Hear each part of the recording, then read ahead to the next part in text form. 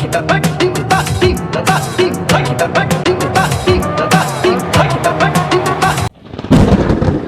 Hello నమస్తే, welcome to యువతరం Friday release. ఈ వారం మన ఫ్రైడే రిలీజ్ ఫెస్టివల్ ఒక రోజు ముందుగానే అంటే గురువారమే వచ్చేసింది. మరి లేట్ చేయకుండా రివ్యూలోకి వెళ్ళిపోదాం. మన యువతరం ఫ్రైడే రిలీజ్లో మొదటి సినిమా కంగువ. ఈ సినిమాలో సూర్య, బాబీ డియోల్, దిశా పటాని నటించారు. తెలుగులో మంచి ఫాలోయింగ్ ఉన్న తమిళ హీరో సూర్య. ఆయన కెరియర్లోనే అత్యధిక బడ్జెట్లో భారీ స్థాయిలో తెరకెక్కిన చిత్రం కంగువ. శివ దర్శకత్వంలో తెరకెక్కిన ఈ చిత్రాన్ని తమిళ బాహుబలిగా అభివర్ణించారు అక్కడి ట్రేడ్ పండితులు. ఈ రోజే ప్రేక్షకుల ముందుకు వచ్చిన ఈ చిత్రం నిజంగా ఆ స్థాయిని అందుకునేలా ఉందా లేదా చూద్దాం. 1900 ఏళ్ల కిందట భారతదేశానికి సరిహద్దుల్లో 5 తెగలకు చెందిన మనుషులు వేరువేరుగా ఆవాసాలు ఏర్పాటు చేసుకొని బతుకుతూ ఉంటారు.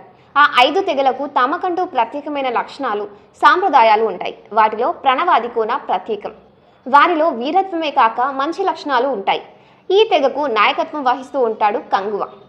అయితే రొమేనియాకు చెందిన సైన్యం భారతదేశాన్ని చేజిక్కించుకునే లక్ష్యంతో సముద్రం ద్వారా సరిహద్దులకు వచ్చి తమ స్థావరం ఏర్పాటు చేయడానికి 5 కోణంలో ఒకదాన్ని నాశనం చేయాలని అనుకుంటుంది. ప్రణవాది కోన మీద ఆ సైన్యం దృష్టి పడి ఆ కోనను అంతం చేసేందుకు కపాల కోనకు చెందిన నాయకుడు రుధిరతో చేతులు కలుపుతుంది. దీంతో యుద్ధం ఈ 2 కోణాల మధ్య వైరం మొదలై యుద్ధానికి దారితీస్తుంది. మరి ఈ పోరులో ఎవరు గెలిచారు అన్నదే మిగతా కథ. చివరగా కంగువ మురిపించని మరో ప్రపంచం. మన ఫ్రైడే రిలీజ్లో రెండవ సినిమా మట్కా. జయాపజయాలతో సంబంధం లేకుండా విభిన్నమైన కథలతో ప్రయాణం సాగిస్తున్నారు కథానాయకుడు వరుణ్ తేజ్. ఇటీవల ఆయన నుంచి వచ్చిన ఏ చిత్రం మంచి ఫలితాన్ని అందుకోలేదు.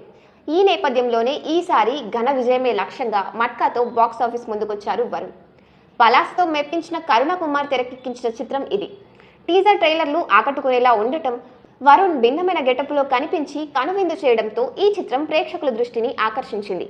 మరి ఈ చిత్రం కథ ఏంటి, సినీ ప్రియులకు ఎలాంటి అనుభూతిని కలిగించింది అనేది తెలుసుకుందాం. కథ ఏంటంటే, బర్మా నుంచి వైజాగ్కు శరణార్థిగా వచ్చిన కుర్రాడు వాసు అనుకోని పరిస్థితుల్లో ఒక వ్యక్తిని హత్య చేసి చిన్నతనంలోనే జైలుకు వెళ్తాడు. అక్కడ జైలు వార్డెన్ నారాయణమూర్తి తన స్వప్రయోజనాల కోసం వాసును ఓ ఫైటర్లా మారుస్తాడు. వాసు జైలు నుంచి విడుదలయ్యాక పని వెతుక్కుంటూ పూర్ణ మార్కెట్కు చేరుకుంటాడు. కొబ్బరికాయల వ్యాపారి అప్పల్ రెడ్డి దగ్గర పనికి చేరతాడు. ఈ క్రమంలో చోటు చేసుకున్న ఓ గొడవలో కేబీ రెడ్డి రౌడీ గ్యాంగ్ను చితక్కొట్టి అతడి ప్రత్యర్థి నానీబాబుకు దగ్గరవుతాడు. ఆ తర్వాత అతడి అండదండలతో పూర్ణ మార్కెట్కు నాయకుడిగా ఎదుగుతాడు.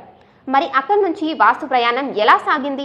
బట్టల వ్యాపారం పెట్టాలనుకున్న అతను మట్కా ఆటలోకి ఎలా ప్రవేశించాడు? మట్కా కింగ్గా ఎలా ఎదిగాడు? ఈ క్రమంలో అతనికి ఎదురైన సవాళ్ళేంటి? తనను పట్టుకునేందుకు కేంద్ర ప్రభుత్వం సిబిఐని రంగంలోకి దింపడానికి వెనకాలన్న కారణాలేంటి? ఈ కథలో సుజాత, సోఫియా, సాహుల పాత్రలేంటి? ఆఖరికి ఏమైంది అనేది మిగిలిన కథ.